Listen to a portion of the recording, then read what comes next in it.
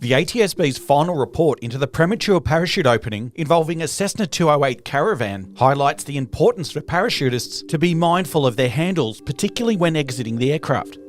On the morning of the 20th of September 2025, a Cessna 208 took off from Tully Airport in far north Queensland to conduct parachute operations with 17 parachutists on board. After the aircraft climbed to about 15,000 feet, the pilot signalled to the parachutists to exit.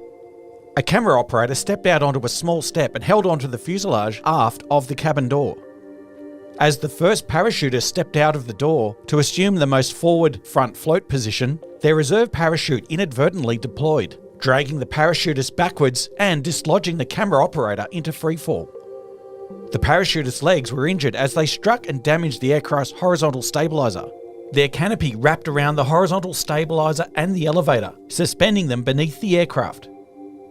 13 skydivers exited the aircraft and 2 remained in the doorway, watching as the parachutist used a hook knife to cut sufficient reserve parachute lines to enable the parachute to tear free. The parachutists then deployed their main parachute, which tangled with the remnants of the reserve canopy. However, they were able to untangle the lines and regain sufficient control of the main parachute to land without further incident. Despite control difficulties due to substantial damage to the horizontal stabiliser and part of the reserve canopy wrapped around the tail, the pilot safely landed the aircraft back at Tully Airport.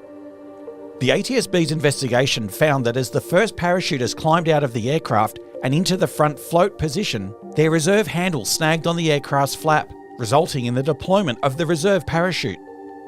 Although not contributing to the accident, the investigation also found the pilot and aircraft operator did not ensure the aircraft was loaded within its weight and balance envelope.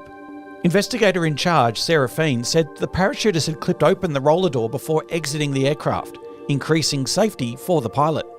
As a result, the roller door remained open during the descent, increasing the ease with which the pilot could have exited the aircraft if they needed to. And although not mandatory at the time of the accident, the parachutists had a hook knife attached to their chest strap, enabling them to cut enough reserve parachute lines for the parachute to tear free of the tailplane. This accident highlights the importance of parachutists being mindful of their handles, particularly when exiting the aircraft. Carrying a hook knife secured to the parachute container could be life-saving in the event of a premature reserve parachute deployment. This investigation is also a reminder for pilots conducting parachute operations of the importance of wearing an emergency parachute and knowing how to deploy it. Parachute aircraft operators should also ensure, where possible, that there is a suitable open door for the pilot to exit in the event of an irretrievable loss of aircraft control. You can read the final report by searching AO-2025-057 on the atsB's website, by the link below or via the link in our bio.